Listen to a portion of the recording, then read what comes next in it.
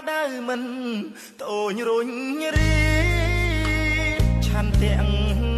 កាពីព្រំដែនទឹកដី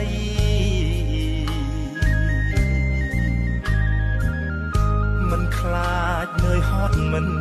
ថាយប់ថ្ងៃពលីដើម្បីរក្សាសន្តិភាព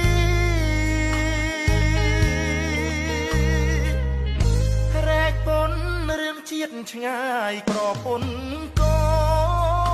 នទោះបីត្រូវសូនក៏មិនបកក្រោយ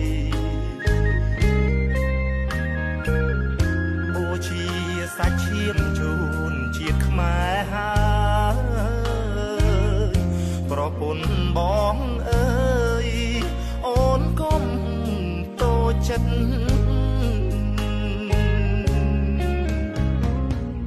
មកខាងជាគ្រួសារមកខាងកិច្ចការជា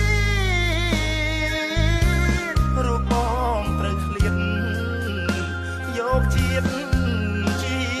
ធំជួនយប់អាត្រៀនឲ្យអូ